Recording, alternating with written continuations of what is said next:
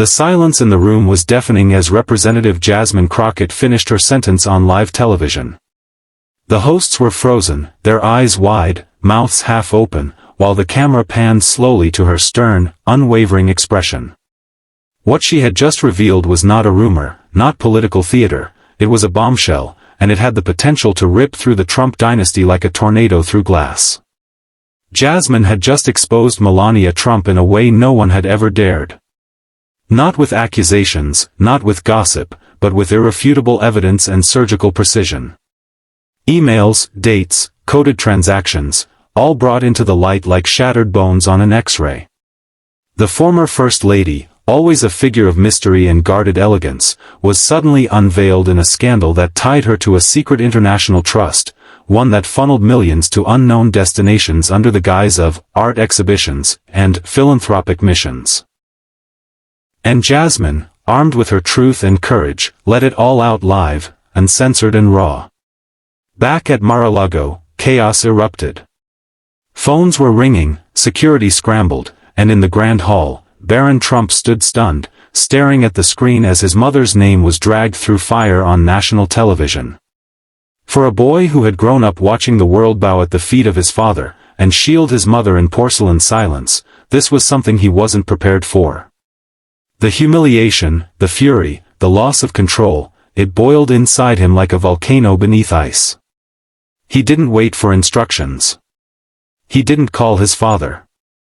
He didn't even speak to his mother, who sat pale-faced and trembling in her silk robe. Instead, Barron grabbed his phone and did what no one expected. He dialed 911. Not out of fear, not because of danger, but out of sheer desperation to regain control. "There's been a crime committed," he said in a cold, calm voice. "A congresswoman just leaked classified private financial records on national TV. That's illegal, right?" The operator, caught off guard, asked for clarification. "This is Barron Trump. My family is being targeted. I want this woman investigated." The call sent shockwaves through law enforcement. Within the hour, media vans lined up outside the Crockett residence. Jasmine was not shaken. In fact, she expected this, she had prepared for the blowback, the threats, the intimidation tactics. But what she hadn't anticipated was the world turning its gaze not toward her, but toward Barron. Social media exploded. Some mocked him, others praised his decisiveness. News anchors debated whether a private citizen, no matter how famous, could weaponize emergency services against a sitting member of Congress. Legal experts jumped in, arguing the blurry lines between whistleblowing and privacy violations. But Jasmine remained unshaken. She held a press conference the next morning. Standing tall, flanked by civil rights attorneys and digital forensics experts, she laid out everything. "This is not about Melania. This is about corruption. This is about hidden wealth, unaccounted donations, and the public's right to know where power hides its secrets. If I am to be arrested for truth-telling, then let history remember this moment as the day the walls of privilege were no longer impenetrable." The crowd roared. But across the nation, the Trump family scrambled for damage control. Melania issued a carefully crafted statement calling the documents forgeries and deep fakes, while Donald Trump went ballistic on social media, branding Jasmine a left-wing lunatic with a vendetta. But Barron? He remained strangely silent. Until he wasn't. In a surprise move, Barron agreed to a sit-down interview, his first ever. The world watched as the young man, towering in stature but restrained in words, faced the camera. "I reacted emotionally," he said. "I acted in defense of my family. I still believe my mother was wronged, but I also see how power can cloud judgment.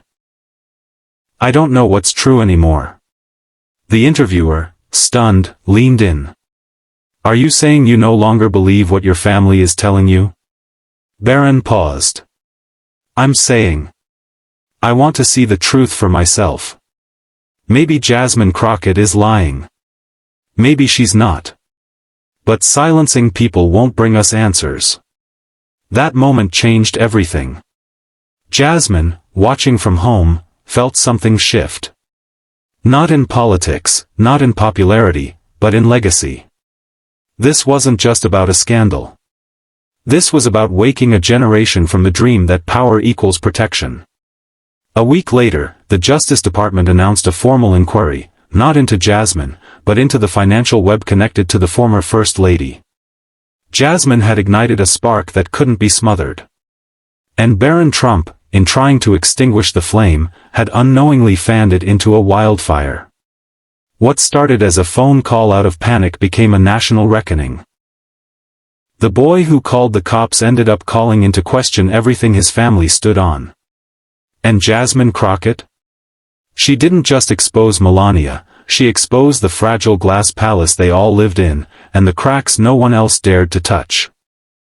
When Barron Trump called the cops on Jasmine Crockett, it wasn't just a reaction, it was a reckoning unfolding in real time on the national stage, a story that blurred the lines between power, politics, family legacy, and a generation trying to find its voice in the chaos of influence and exposure. The incident began not with a scandal but with a spotlight. Jasmine Crockett stood confidently before a sea of cameras on live television, delivering what could only be described as a masterclass in fearless truth-telling, her voice unwavering, her evidence chillingly precise. She did not rely on vague claims or insinuations, she came with hard evidence: emails, encrypted messages, offshore transfers, each element laid bare in front of millions. And at the center of it all stood Melania Trump, the former First Lady, caught in the intricate web of a quiet but monumental financial deception. Jasmine didn't accuse with malice, she revealed with intention. A curated stream of documents exposed a hidden trust, a network of international beneficiaries, and a secret art fund funneled through questionable channels under Melania's name. And the shock wasn't just in what was said, it was in who was listening. Watching from a high-backed chair in the lavish halls of Mar-a-Lago was Barron Trump, once the protected child of a media giant, now a young adult faced with the burning light of scandal surrounding his own family. As the final words echoed from the television, Barron stood up, expression blank, heart pounding.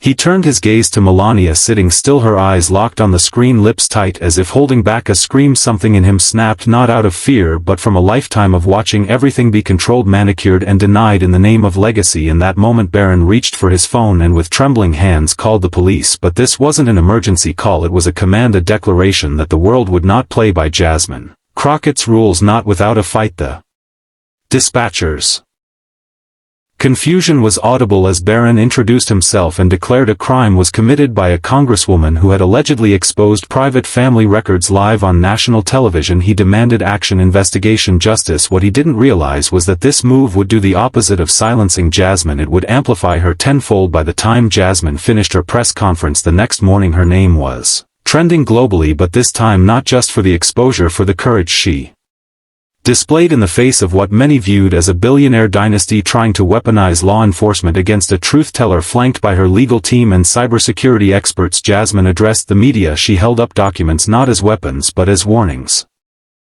"This isn't about tearing anyone down," she said, "it's about tearing down walls that have kept the people blind to where money and power sleep at night." The press erupted with questions, but Jasmine remained calm. She expected backlash. She had seen the playbook before: threats, denials, distraction. But what she didn't expect was the public to look not at her but at Barron. The boy who had always been shielded suddenly became the face of the response. A mixture of outrage and pity swept through social media. Some called him brave, others immature, some mocked his use of 911, others praised his loyalty to his mother. But then came the silence from Mar-a-Lago. No tweets, no statements, no firestorm from Donald Trump, just whispers and tension. Then came the unexpected. Barron Trump agreed to speak, not through a press release, not through a spokesperson, but face to face in a televised interview. The country watched in awe as the tall young man took a seat across from a renowned journalist for the first time.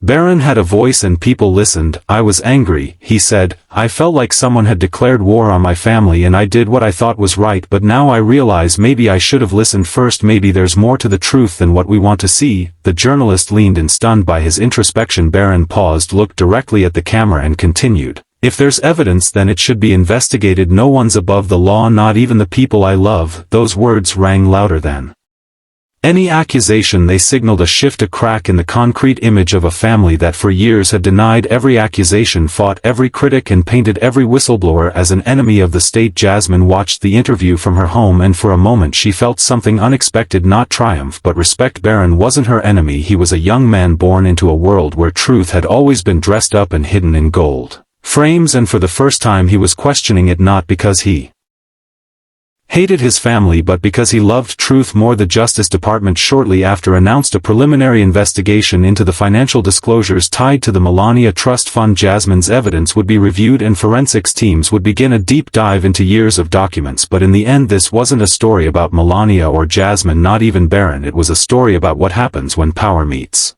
accountability, when legacy meets transparency, and when the youngest member of a political dynasty dares to question the fortress he was raised in. The cops were never needed that night, but the call itself became symbolic, a cry not just to law enforcement but to the country, a cry that said something is broken and someone is finally brave enough to admit it, even if it started with a phone call and ended with the truth on full display for all to see.